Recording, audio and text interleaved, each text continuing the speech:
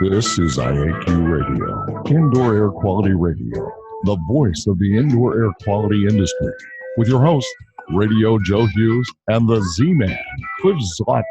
And now, Radio Joe Hughes. Good day and welcome to IAQ Radio Plus. This should be an interesting show today. We've got one of our most frequent guests. I haven't really nailed down the number here. I didn't have time. I was reading another document, but Dawn Weeks is going to join us. It's been a little while too, and looking forward to chatting with Dawn from InAIR Environmental up in Ottawa, Canada. Before we get started though, let's thank our marquee sponsor. IAQ Radio Platinum sponsor is John Don Products, where restoration and abatement contractors shop. Visit them at jondon.com. That's JONDON.com. I also want to thank our gold sponsors, Particles Plus, Healthy Indoors Magazine, Gray Wolf Sensing Solutions, and AEML Inc. Laboratory. And of course, our association sponsors, CIRI, the Cleaning Industry Research Institute, the Indoor Air Quality Association, and the Restoration Industry Association. And now you can win a cool prize. It's time for the IAQ Radio Trivia question. Be the first to correctly answer. Simply email your answer to czlotnick@cs.com. Or if listening live, just text your answer from your computer. And now, here's the Z-Man with this week's IAQ Radio Trivia question.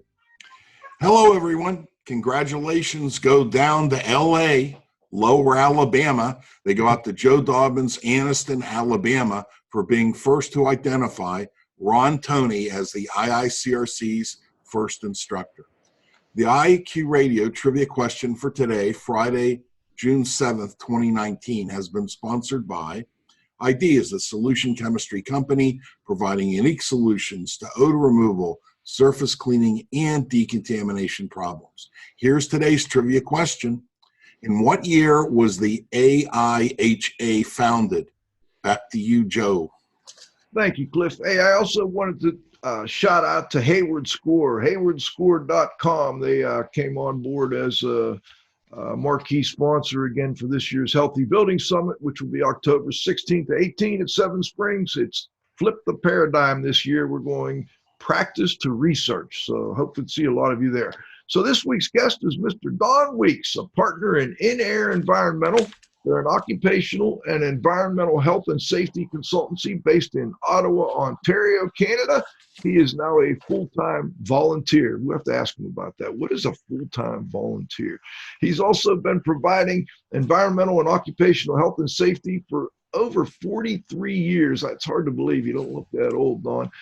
Don is a certified industrial hygienist, a certified safety professional. He's also currently serving as a director on the board of the American Conference of Governmental Industrial Hygienists. Most of you know him as a past president of the Indoor Air Quality Association, very active member of the Industrial Hygiene Association and the International Society for Indoor Air Quality and Climate. Don, do we have you on the line? Hi there, Joe. How you doing today? Good day. Welcome, Don. Excellent. Thank you. Hey, Don, what's a full-time volunteer now? How does that work? They got you back in there, huh? Yeah, just when I think I'm out of the game, they pull me back in again. Okay. Now, I wasn't sure. Is that a full-time volunteer at InAIR or at InAIR and all your other volunteer activities? It's both. Basically at InAIR, the way in which we sold the company, we sold it last August, and they asked and required that I stay on for 17 months. So I'll be here until December of 2019 and retire then fully. In the meantime, I'm helping out with the consultancy, making sure there's a good transition, and helping the younger staff members with reviews and discussions about what the numbers mean in terms of air samplings and things like that. So from that viewpoint, I'm still doing work in InAIR. I'm not getting paid, but I'm basically here as part of the sales agreement. And then, of course, I have the volunteer efforts as well, which you've mentioned some of them, and we'll talk some more about them as we go along. Okay, Don. Now let's talk a little bit about the AIHA document that brought you brought it to my attention. It's a fairly new document. It actually just came out in May. I got my copy here. Frequently asked questions about, let's see, spore trap air sampling for mold direct examination. And before we do that, you were at the IAQA conference last year, and unfortunately, I missed this panel. You were on a panel discussion about, I think it was mold PRV. Can you talk to listeners a little bit about that? It's a topic we hear a lot about. Yeah, it was the first time that the IAQA sponsored a debate, and there were 5 of us involved, all which relatively well-known individuals, including John Lapierre, who I see is online with us today. Also Barry Pinto, Derek Denis, and it was moderated by Ian Cole. So it was 2 topics. One was with regards to post-remediation verification, whether or not you should be taking any type of air samples while the negative air machines are on. So it's an off or on type of discussion.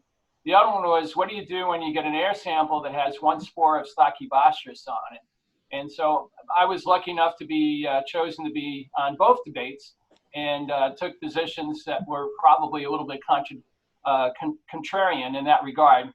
I said that on the PRV that you should have the still conditions while you're doing the air sampling, and you should not have the ventilation systems on at that point. So that were different positions from John and from Derek as well on that, but I think I prevailed in that.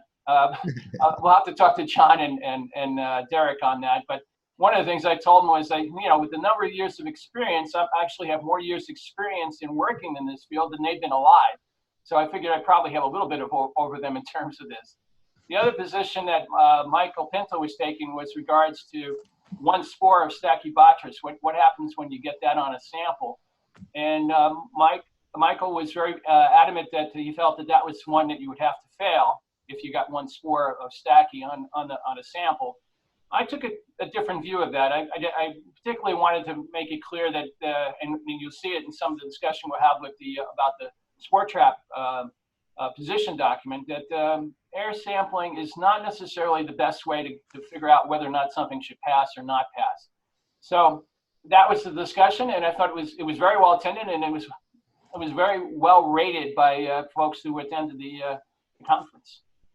That whole 1 spore thing has been a tough issue for our industry, I think, Don. I mean, people, you've got customers out there that expect definitive answers, not, well, it depends.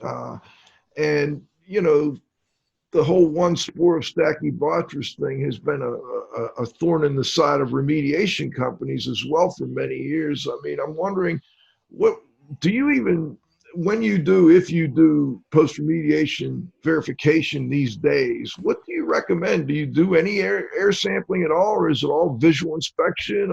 Is it olfactory, visual? Do you make sure you watch over the process as it goes along, or avoid just coming in at the end of a job? Can you talk to us a little bit about those issues?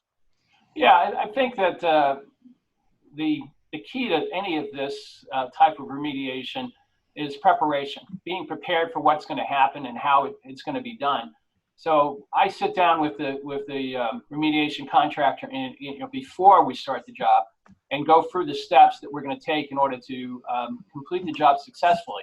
And that includes doing monitoring of the process, either through visual inspection, or in some cases, depending on the size of the project, we might do particle sampling on the outside of the containment to see if there's any leaking. Then the other part of it is, once you get to the post-remediation verification, I rely heavily on the visual inspection as being the key item. If I can't see it, it's a good indication that you're going to have a clean environment. Now, many people do use either air sampling, or in some cases people will use any type of swab sampling or duct tape sampling I don't use that myself personally, but I can see where that might have some advantages. However, all of that is supplemental, as far as I'm concerned, to the visual inspection, a thorough visual inspection, taking a look at everything that you can inside the containment to make sure that there's no remaining mold. If you do that, then the air sampling should verify that. If it doesn't, then you have to take a second look and see what's going on. But in most cases, probably 95% of the time, you have a confirmation by the air sampling that you've done a good job by doing the visual inspection. But that really is the key item, is making sure you do it very thoroughly. You know, one of the things I think a lot of practitioners run into is the request, almost the demand for building owners to have some kind of a number. You know, you got to take some samples so we get a number.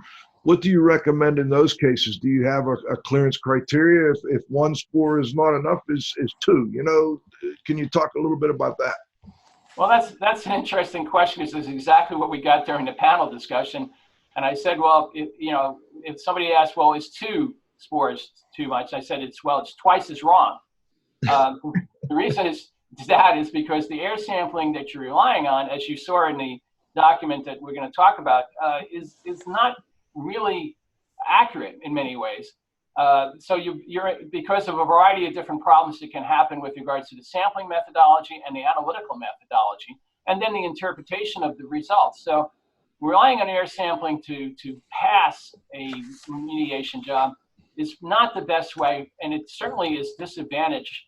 It's a big disadvantage for the contractor, because you're in a position where you may have a 1 spore or 2 spore type situation that has nothing to do with your project. It may be from somewhere else, from the outside or from the adjacent areas. But remember, in many cases, the containment is under negative pressure, so it can basically pull in things from elsewhere. So I usually recommend for the contractors that are looking for a number that you look at ranges.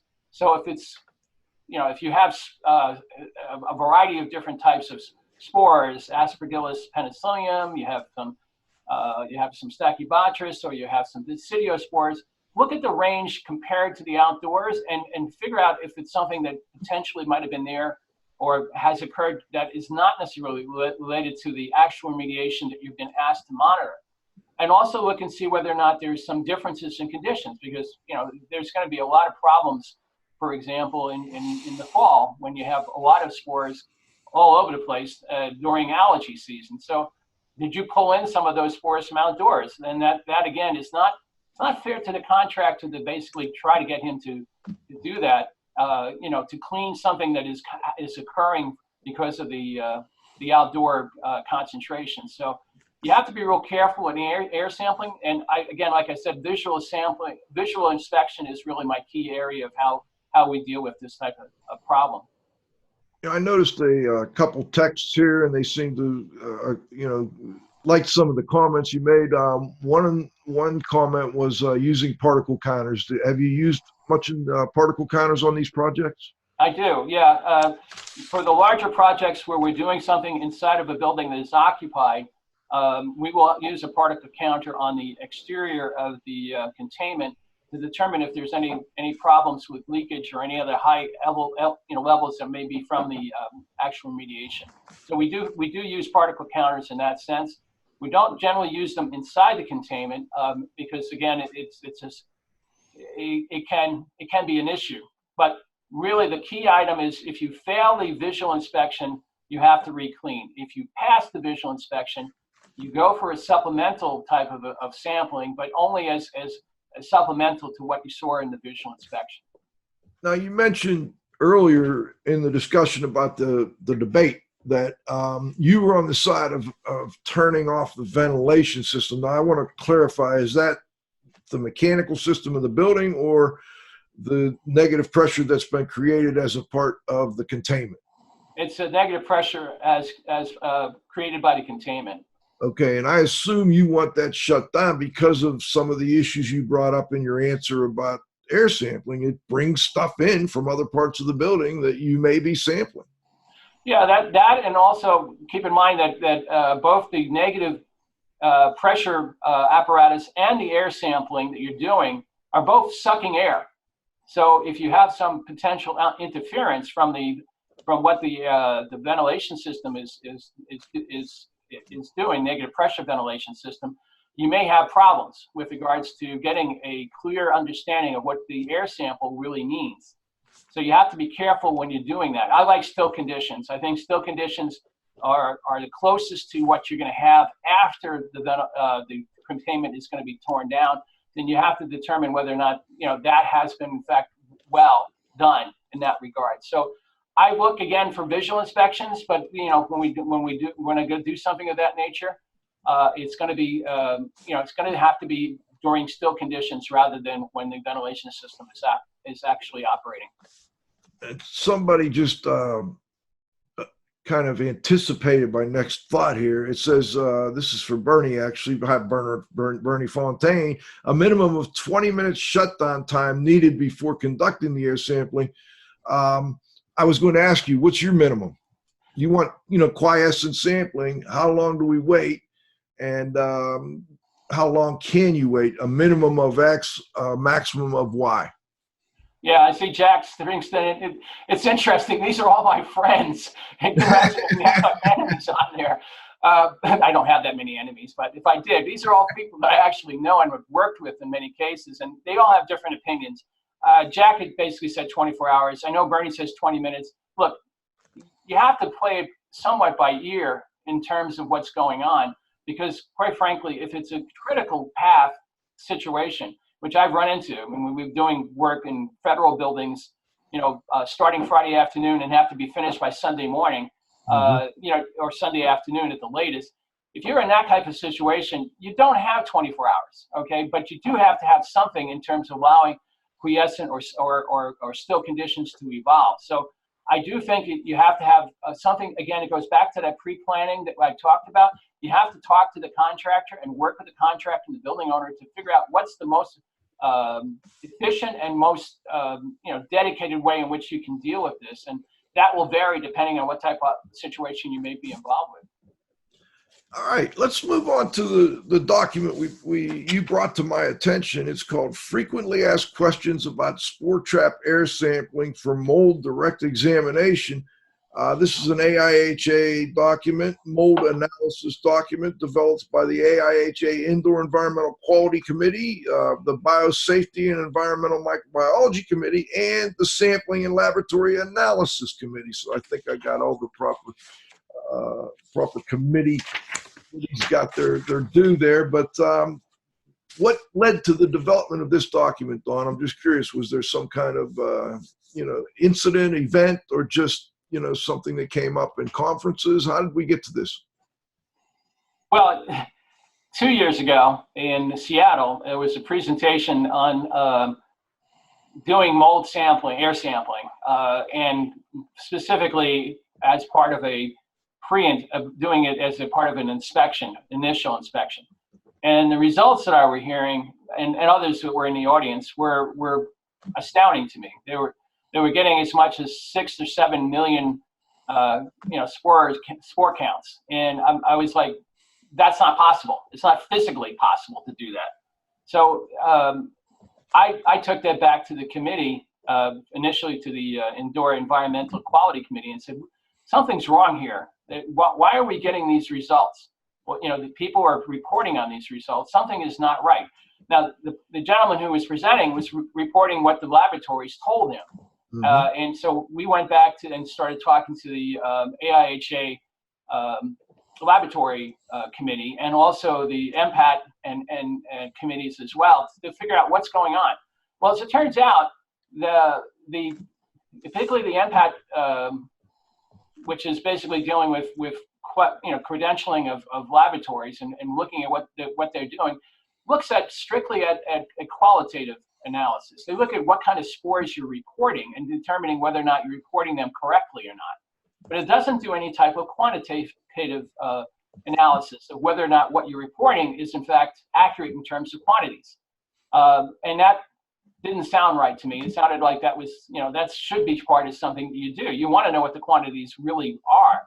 And, Sure. And so we had that discussion, and we started to think, well, we need to have a committee to take a look at this whole matter. Now, this was at AIHA in Seattle? Yes, I'm sorry. I should have said that to begin with. Yes, it was the I AIHA. want to clarify that MLAP is the Environmental Microbiology Laboratory Accreditation Program, more stringent than MPAT, and we'll talk a little bit more about that as we go through the document, though. Okay, well, that's an interesting thought, and it's something that I've heard before, that, you know, you get these 6 or 7 million spores per cubic meter counts. How can that happen? We'll talk a little bit more about that as we go through this, but they actually start the document with a question on, well, they go over a little bit on the background of it, but then they go a question on, what do the terms viable and non-viable, direct examination, and culturable sampling mean? I think most of our listeners are familiar with those terms, you know, viable, non-viable, direct exam, and culturable. Let's set the groundwork here, Dawn. What terminology did AIHA decide we're going to use here as the correct terminology? Well, I think that the AIHA looks at it, as you notice in the title, it's direct examination for the sport traps, whereas culturable is the viable, the ones that are you know, where you grow mold as part of the analysis of the sample. So that they're making that differentiation between what would be considered to be a direct examination, as you would do with any type of aerosol or any other type, or aerosol type of sampler, whereas a culturable is more of a sample using plates, or in some cases qPCR, for the analysis of the sample. So they're differentiating between the two. Okay, and there's a statement right out of here saying viable mold sampling is more appropriately called culture-based analysis. Okay, that's right.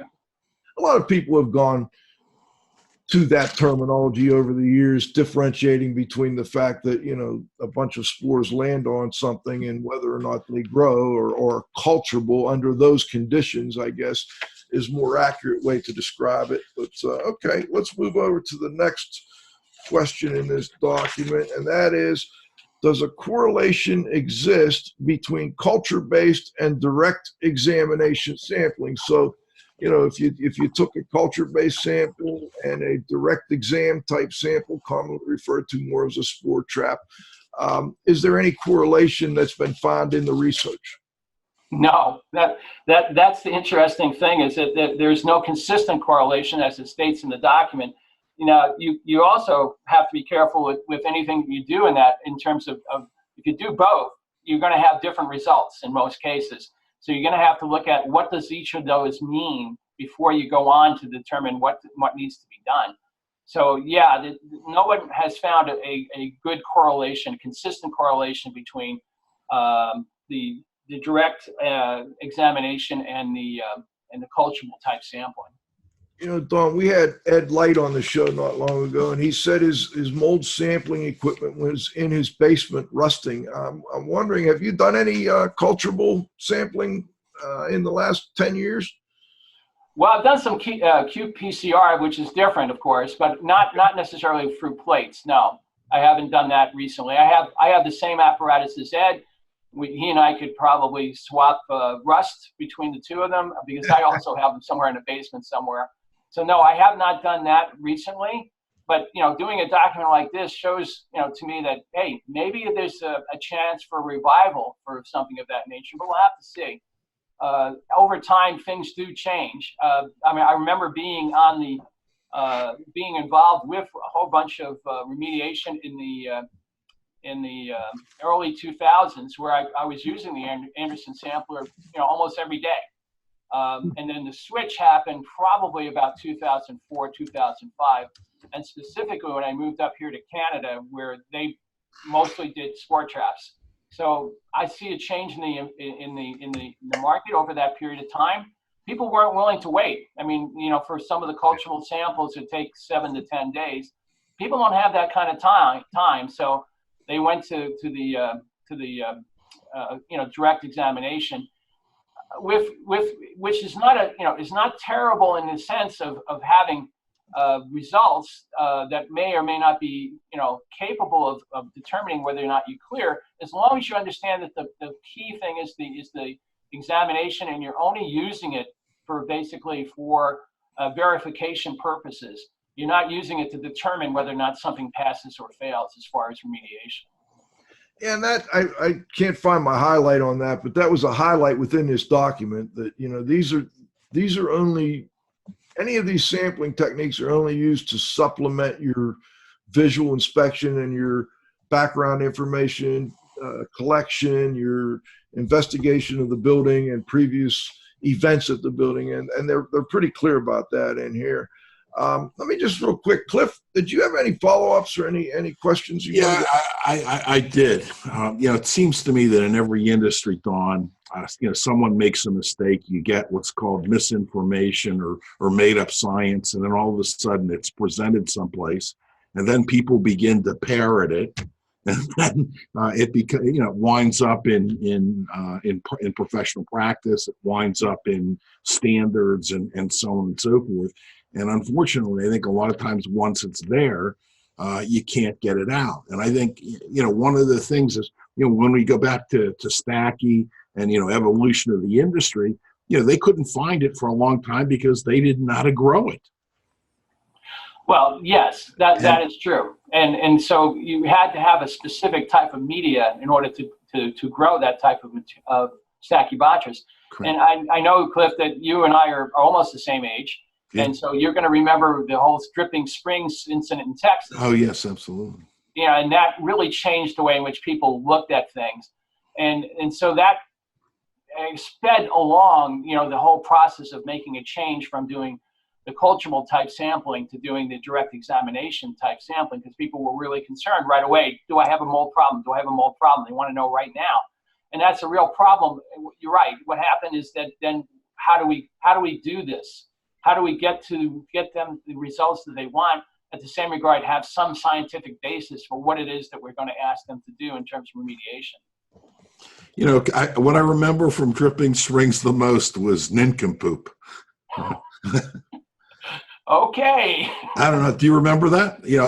When Melinda was interviewed, I think on 60 Minutes or whatever, she said that her husband turned into a nincompoop because of the mold and stuff. So, yeah, I think I definitely saw that interview. I don't have the recall of that particular statement, but I can understand what she was saying. Absolutely. Yeah. Joe? Yeah, I want to go, okay, there's a question in here. What are the differences and limitations of using direct examination versus culture-based methods? I think we all have a good idea on that, but there's a couple statements in here I wanted to read to you and then get your thoughts on. In addition to spore trap sampling for direct examination and analysis cannot be used for an I just want to see what is in the air project. Rather, such sampling can be used only to confirm or refute a hypothesis made by an IAQ professional based on the informed physical examination, such as the fungal spores present in area A is not different from the fungal spores present in area B. And we had Joe Spurgeon on not long ago talking about that kind of comparison between areas as opposed to indoors and outdoors. And I just wanted to know if you wanted to add anything to that, Don. Well, I haven't had I know you've sent it to me, and I appreciate it, Joe. I have to look at Joe Spurgeon's paper. But yes, I do think there is something to be said, particularly in a climate where I live, where you can't necessarily sample outdoors for approximately 4 to 5 months to give it its due. And actually this year it's more like 6 months, where we have freezing temperatures outside. So you do have to do, on occasions, sampling elsewhere within the same building and make that kind of comparison. I think that's a fair thing to do, to determine whether or not you have different types of mold spores in one area versus, other types of more mold spores in another area. You have to be careful with any of these sampling, though. As I said, and I think that statement that you read goes back again to what we've been talking about, which is do your visual inspection very thoroughly first before you go ahead and do any type of sampling, and it's just going to be a supplement to what you're seeing anyway. You know, there's another statement in that same section. It says sampling and analytical error or uncertainty for spore trap samples is generally thought to be between 30% and 200%. Ideal samples with moderate spore loading will have a sampling and analytical error closer to 30%. I wonder if you could expand on that a little for listeners. Well, and we did talk about this actually during the debate as well. I mean, there are so many potential errors that you might have.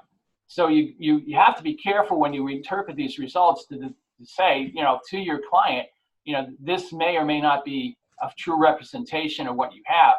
You know, you have to look at the number of samples you took. You have to look at the conditions in which you took the samples. There's so many factors and variables. Plus, there's also error. You know, people don't start it on time.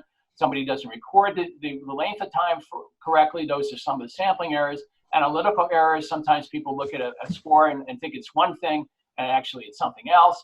And then again, what we were talking about before in terms of counting, how do you go about doing your counting and that's where you get the problems with, as I said, with some of the labs reporting as much as 6 or 7 million spores, you know, on spore counts. And there's a lot of potential error in the method that's there, even under the best of conditions. And so you still have to take this somewhat discount what you're getting, at least 30% discount, some cases as much as 200% discount from what you're actually seeing in front of you, in front of your nose, which is there's where the mold is. It's right there. All right. I think that's an important point that you bring up. We've got at least a 30% issue, and that could be as much as 200. We have to take that into consideration when we're looking at these results. Mm-hmm. I've got a break for halftime here, Dawn, and thank our sponsors. We'll be back in 90 seconds with the second half of our interview. We've got Dawn Weeks back. It's good to have Dawn back in the saddle here on IAQ Radio Plus. IAQ Radio Platinum sponsor is John Don Products, where restoration and abatement contractors shop. Visit them at jondon.com. That's JONDON.com. Gold sponsors are Particles Plus Engineers and Manufacturers of feature-rich particle counters and air quality monitoring instrumentation. Learn more at particlesplus.com. Count on us. Healthy Indoors Magazine, a free online digital magazine for industry professionals and consumers. Subscriptions available at healthyindoors.com. And AEML Laboratories, free FedEx shipping, great pricing, same-day results, and never a rush fee. Learn more at AEMLinc.com. Gray Wolf Sensing Solutions, who use advanced sensor software technology and embedded computers to provide superior environmental test instrumentation. Visit them at wolfsense.com. Association sponsors are the Indoor Air Quality Association, a multidisciplinary organization dedicated to promoting the exchange of indoor environmental information through education and research. Learn more at IAQA.org. And RIA, the Restoration Industry Association, the granddaddy of the restoration industry. Network with leaders. Learn more at restorationindustry.org. CIRI, the Cleaning Industry Research Institute. See more deeply through science and research. Learn more at ciriscience.org. All right, we're back for the second half of our interview. We're talking right now about frequently asked questions about spore trap air sampling for mold direct examination, the AIHA document. One of the questions I forgot to ask you at the beginning of this, Dawn, was to get a little credit to the others on the committee. Who else was on this committee? I don't know how big it was, so if it's 50 people, we may pass on that. But for the key people. Well, no, it wasn't 50 people. I want to give full credit to the chair, as I've mentioned. She really made sure that we got this done, and that's Sherry Marsham, who is a professor down in Oklahoma. She was just awarded actually in the IEQ committee Volunteer of the Year award. So she's very much involved with a variety of different aspects. She's most famously, she was involved with a white paper that was in regards to e-cigarettes and vaping back, believe it or not, 6 or 7 years ago, before this became a big issue. So I want to give full credit to Sherry Hope she's listening or will listen to this later. There was also Tony Havix. There were representatives, as you mentioned, from the 3 different committees, Mike Grishon. We had all of us, we actually were on stage at the AIHCE together. They gave us a project award for this year, and which is very nice since we just published it like in May. Wow. So we were very proud of how getting that committee together. These 3 committees don't always talk together. They should more frequently, but they don't.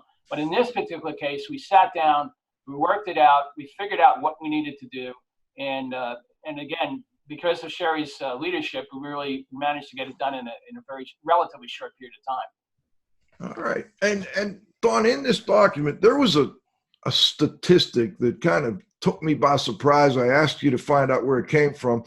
There's a question, what considerations should be given to temporal variabilities in airborne mold concentrations when sampling for mold? And within the answer, they said research using multiple air samples collected periodically throughout the day in a room has shown the airborne concentration collected in the same room at different times of the day can have a variability of as much as 10,000-fold difference in detected concentrations. That one took me by surprise. I hadn't seen that 10,000, and you did the research for me and came up with where that statement came from. Can you tell listeners a little more about that? Well, it's interesting that the first reference I gave you was from who we've mentioned, David Miller, from a report that he did way back in 1992. That was amazing, yeah. So, I mean, to me, that's like we've as Cliff and I were discussing, we've forgotten some of our history in terms of this, because basically people back then were already looking at spore traps and looking at what can happen with regards to the measuring of that. And I believe there was another reference to a series of articles that Tony Havix brought to the attention of the committee from Chris Spicer, talking about the variety of problems that you can have in this regard through temporal issues, and in the same room getting results that can be as much as a 10,000-fold difference in numbers. And that goes back to, again, what we were talking about. Why were we getting these results that were 6-7 million spores? That to me is an indication that you have a problem with the way in which they're doing quantification at that laboratory. And you should never have more than 1 million spores. Even that is, to me, is a little bit high. But you definitely have to take into account that laboratories that do that kind of extrapolation to get up to the 6 or 7 million spores are probably not doing anything wrong technically, but are definitely putting themselves in a position where the public gets that kind of information, and it really throws them for a loop, because they don't understand anything other than the fact that this is an extremely high number. So the practitioners, the IAQ practitioners that are between the laboratory and the customer, really need to talk to the laboratory about what's going on with this number. Why is it so high? And get some idea of exactly what the results should mean. And there's a whole section and a question that talks about that. And we do indicate that if you get any numbers that are higher than 1 million, you should be talking to your lab director and figuring out exactly what they're doing and why those results are so high.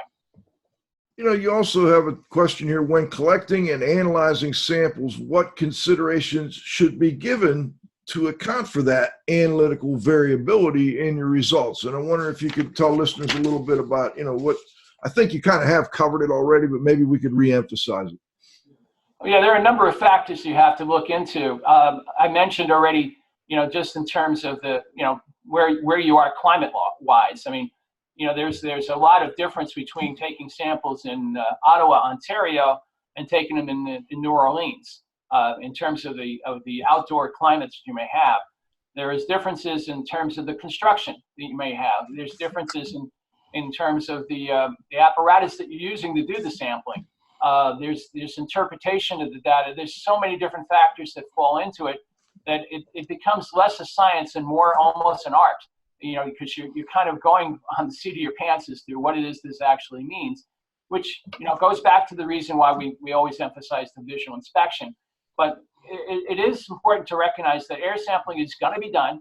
So you have to take into account these factors when you're doing the sampling, so that you're not providing your client with something that is less than adequate as far as what is it that's actually taking place there.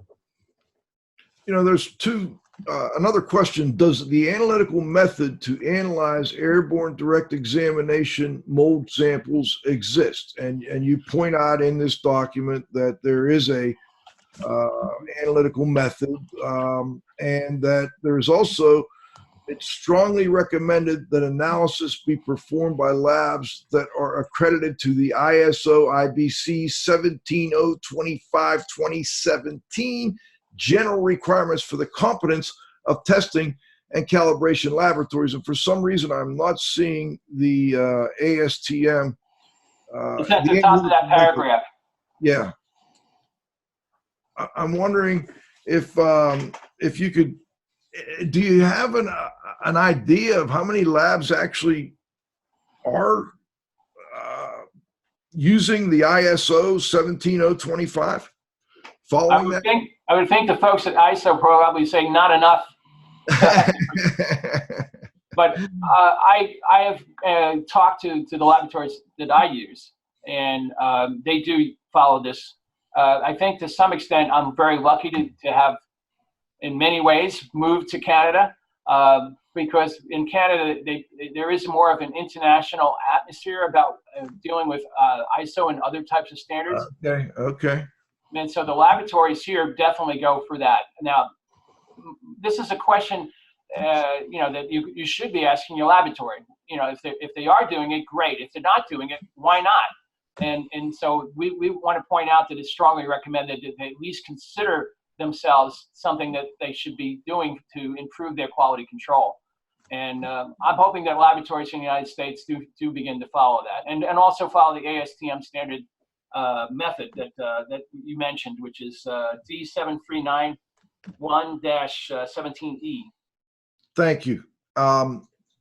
Comment in the chat. I like, we in the industry folks really need to do a similar paper on PCR, ERMI, hurts me. I would love to see something like that, Dawn. We're getting more and more people going to MDs who are recommending PCR, ERMI, hurts me, and it's causing a lot of confusion for people in the field, because they're not exactly sure what they're getting with those types of sample results. So I don't know if you have any thoughts on that, or if the committee might want to consider taking that up, but in your spare time, Dawn, you might want to bring that up somewhere. Well, thank you for taking my time away from me. It hurts me to say this, but basically I don't have much faith in either of those two methods that go beyond the qPCR. I think that there are a lot of people who are looking at that type of methodology. EPA itself, which helped to develop ERMI, basically says still to this day that it's still only to be used in laboratory settings and in research capabilities. It's not to be used in people's homes or in businesses. So I'm going to go along with the EPA on this. I think it makes sense. If they developed it, they would definitely want to have some say as to how this particular process is used. And it is a problem. The doctors want to have, again, like we talked about before, you want to have these answers. You want to be able to give people answers to their problems. But in most cases with mold, it's not that simple. And so it is important that we recognize that these other methodologies are still in the experimental stage and aren't really ready for prime time yet. And so we need to kind of take a step back on that. Interesting. All right, let's finish up this document, because there's a couple other things I'd really like to talk to you about, Dawn. We talked about that question, is there an upper limit to spore counting results? So I think we're going to skip over that and just go into the executive summary. And I highlighted something in the summary here that says, therefore, the IEQ professional should interpret with caution any laboratory result that reports airborne mold spore counts greater than 1 million. Okay, that's actually a highlight from an earlier conversation here. So they then finish up with what is the difference between MPAT participation and MLAP accreditation. I think most of our listeners are pretty familiar with that. But Dawn, I mean, you may want to just comment on that briefly. Yeah, I think that the difference mainly is that if with the impact, you're a participant. You know, you are being judged yourself as to what's going on in terms of the way in which you look at your laboratory results. The MLAP is specifically for the laboratory and how they conduct themselves.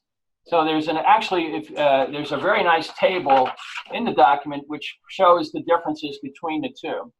Yeah, it does a nice job of like kind of punching you in the face.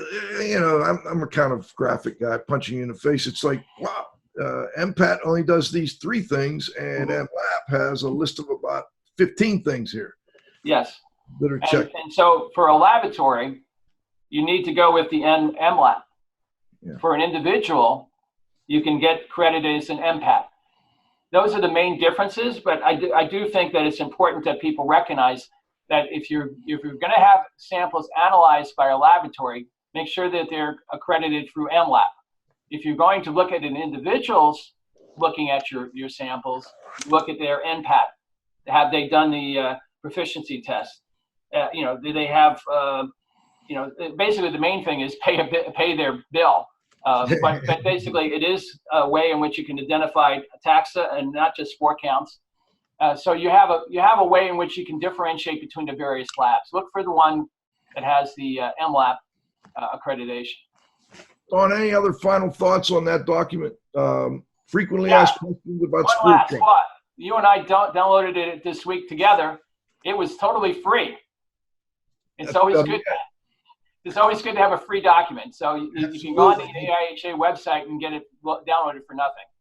It will also be in our blog, and it's on the show announcement for those. I noticed one of the folks listening didn't have a copy, and maybe John, if you could put that link up in the chat, that would help.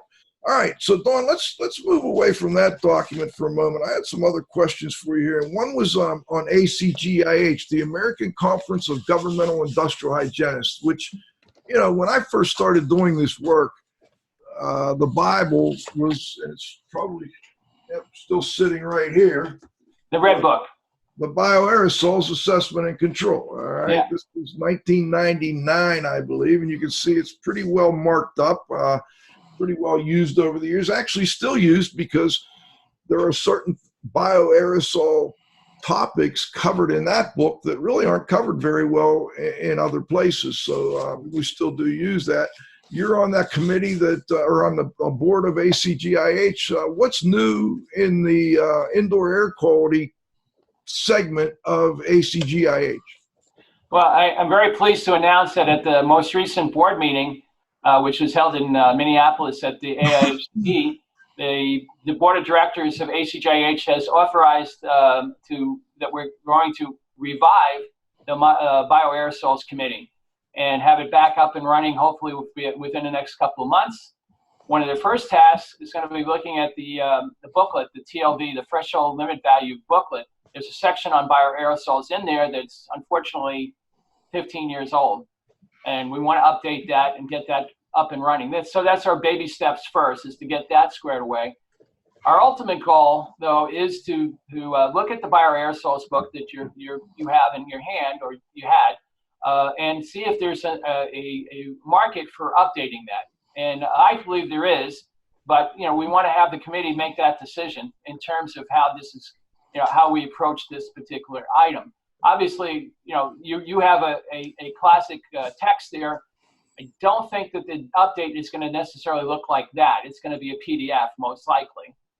So we're in a position where we're going to see if there's a market for it, and then we're going to proceed through the bioaerosols committee to see what we can do to update it, and hopefully you'll have it on the market in the next couple of years.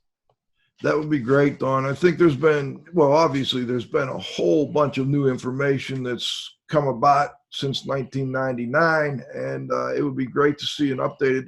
I'm going to ask this just for the heck of it, but I was of the impression that ACGIH had been a little hesitant to revisit the bioaerosols book because, as I understand it, it caused a bit of a bit of, I don't know if it was controversy or a bit of some issues for them when it was first published. Do you remember that? Are you familiar with that at all?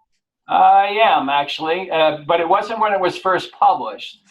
It was actually approximately 5 years later at a conference that I think you and I were at, which is in 2004 in, I think it was in Orlando. It was very well attended. We had a whole bunch of people who were very much involved in it, including the bioaerosols committee that was meeting at that point. The crux of the issue was that the individuals from the bioaerosols committee and some individuals on the AIH side were actually meeting together to discuss maybe having a joint publication. And they forgot to inform the board of directors of both organizations that that was what they wanted to do. Well, you can imagine that the board of directors was a little unhappy about that and decided that they would, they would stop that effort. That caused a mass resignation of the members of the bioaerosols committee. Very unfortunate. I think it should have been resolved differently. That's my personal opinion. But it's taken 15 years for us to get back to where we are now, taking a look at reviving the bioaerosols committee again, and hoping that we can do some good work with a new generation of people who will be involved in this effort. Cliff, anything you wanted to jump in here, add anything, or? No, I'm good, Joe. I've got a text follow-up, Dawn. When will the AIHA field guide be available in PDF? Good question. Unfortunately, I'm not the person to answer that question. All right. I would suggest that if the individual who's asking that question could contact Katie Robert, who's the head of publications at AIHA, she may have an update for you on that. Okay, that's John, by the way, John Lapotere. Thanks, John. And now let's go to what I find. I haven't talked to you in a while, and we're going back through some old things and some new things, and I find this new thing really interesting to me. And it is the let me make sure I get it right here. The Allied Industrial Partners MOU. We've had some talk about that on the show. Jay Stake, the current IAQA president, is on the show. I think some of that started under John Lapotere, the previous president's reign. Some would call it a reign of terror. No, just kidding, John. Purple rain. Man, you're going to be in trouble now, Joe. One of those. I just wanted to get people's attention, see if John was paying attention there. But anyway, tell people a little bit about that. I think that's a really interesting group that may actually be able to, I don't know, hopefully move the ball forward on a couple of these topics we've been wrestling with for years. Yeah, and because of what you've said, I'm going to basically give full credit to John for having done this, because he was under his reign that he basically started this process. We're now moving at more rapid speed. It is involving the IAQA. They're kind of the lead on it, but it's also AIHA, EIA, RIA, IICRC, and some other groups as well, NADCA and NAFA, and other groups are certainly going to be potentially invited as well. And we're looking at getting the language put together for the MOU, the Memorandum of Understanding, and have cooperation between the various groups. And this Allied Industry Partners, I think, is going to be a good effort to kind of unify the field so that we can kind of be on the same pages about where these things may actually be better for all the people that are using our services, our clients, the building owners, the meters, all those folks are, can look at what we're doing and see that we're coordinating our efforts in that regard. I lost track for a moment there. Was IICRC on that list? Yes. Yes, they were. And that's important, I think. They're a big dog in the restoration industry, so it's good to see them participating in that group. And I look forward to that group. Maybe we'll get a representative from the group on the show once, obviously you're just getting started. Things will start to hopefully amp up a little bit here. Another group that, in my experience, Dawn, has been slowly moving forward here is the IEQ Global Alliance. That is something I was playing around with maybe 4 or 5 years ago, I want to think. How is that coming along? Tell listeners, first of all, a little bit about what it is, how it got started, and then what the goals are there. Well, it did get started about 4 or 5 years ago. It was originally an agreement between 5 different organizations, ASHRAE, IAQA, AIHA, AWMA, and I think REFCA, which is a organization out of Europe, and AIVC, actually, so it's actually 6 groups. We signed a document, believe it or not, in Seattle at an ASHRAE meeting about 5 years ago, and we've working under that MOU for the last 5 years. We presented at various conferences. We've reprinted paperwork. We've done some original research, and so what we're finding is that it's working reasonably well. And so we'd like to expand it and go beyond that to where we have basically in the IAQGA be incorporated as an entity. Full disclosure, I am the current president of IAQGA, so I've been very intimately involved in this. We're going to be meeting again in ASHRAE's meeting, the annual meeting or summer meeting in Kansas City, and I'm hoping that we can approve the articles of organization, association, so that we can move forward with incorporation.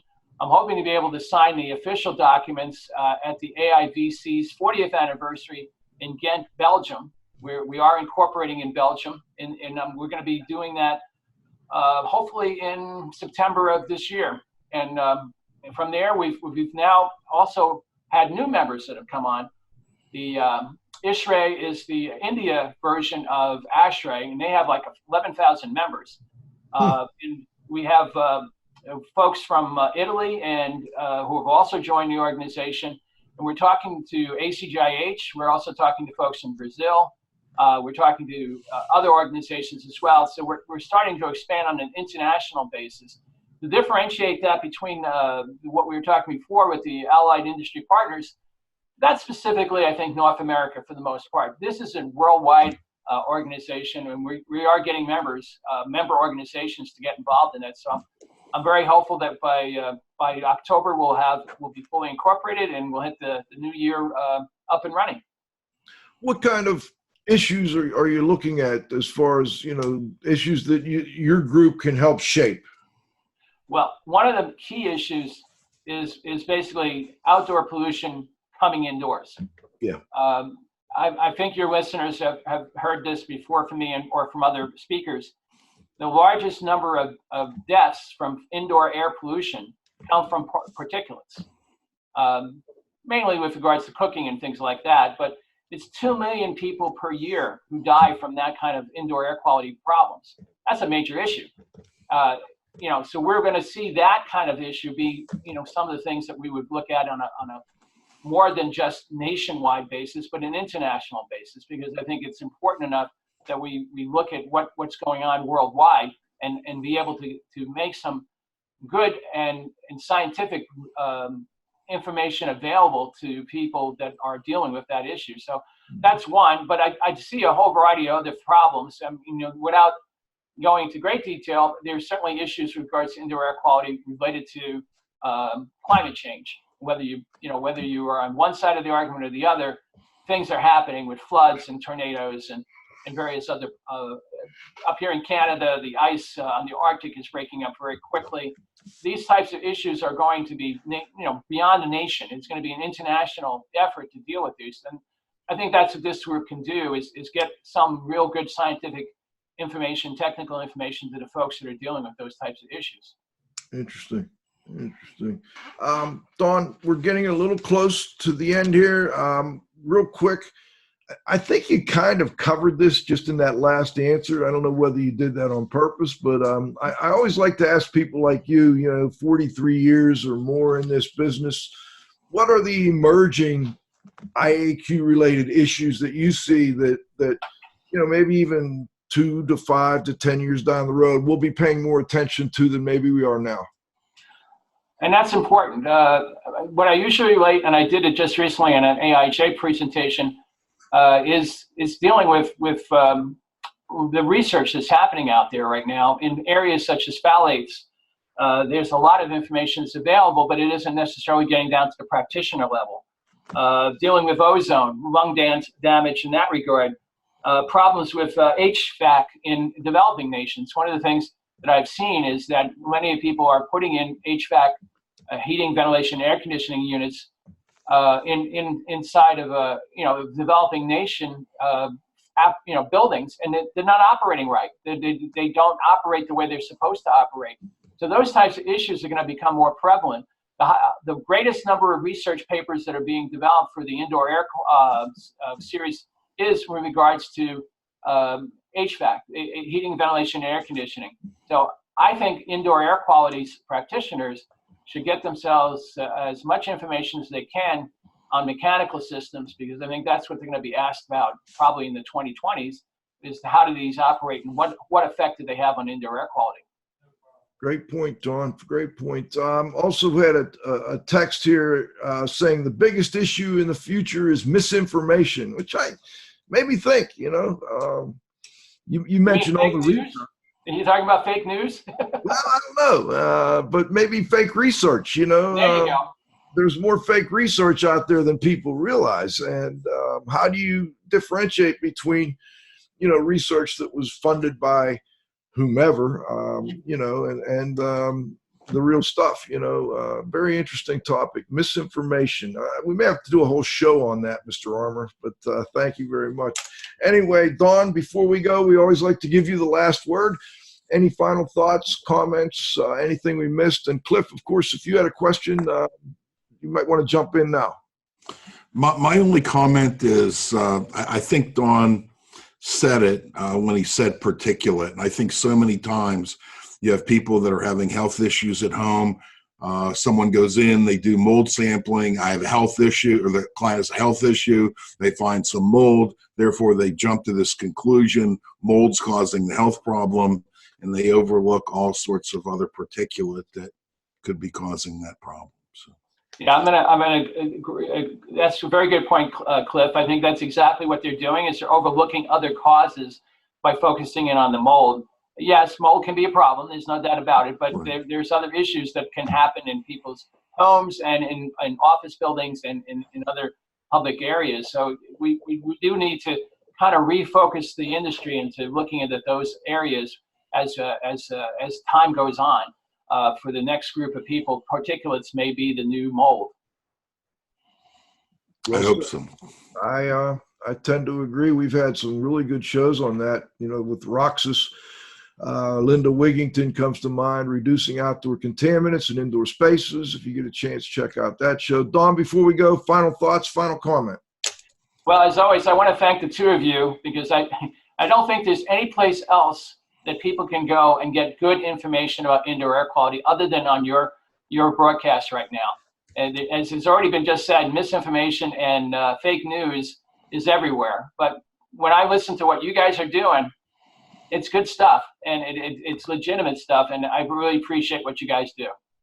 Thank you very much. We appreciate your support and coming on again. I didn't get a chance. I wanted to go before the show and count how many times you've been on, but I didn't get a chance today. I'm going to say it's over a handful, though, and we appreciate it every time, Dawn, and hope to have you back here in the not-too-distant future.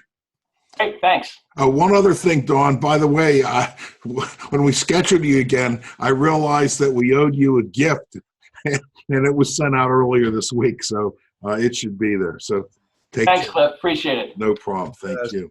All right, this is Radio Joe Hughes saying thanks to this week's guest, Mr. Don Weeks, my co-host, the Z-Man, Cliff Zlotnick.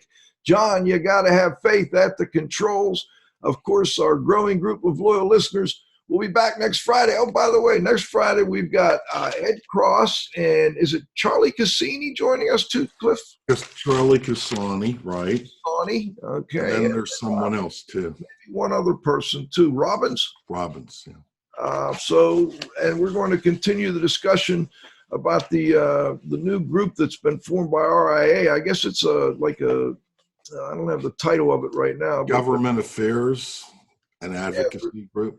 Trying to help the restoration folks kind of have a voice. You know, the insurance industry has a great voice. They have lobbyists. They pay for that. Well, RIA has a committee now that's Ed Cross and Charlie and the rest are going to talk to us about next week, specifically put together to help with that issue, you know, to help kind of with a little bit more, I don't know, I guess we'll call it lobbying for the industry because they've got very strong lobbying on the other side from the insurance industry. So looking forward to that next Friday at noon when we have the next episode of IAQ Radio Plus.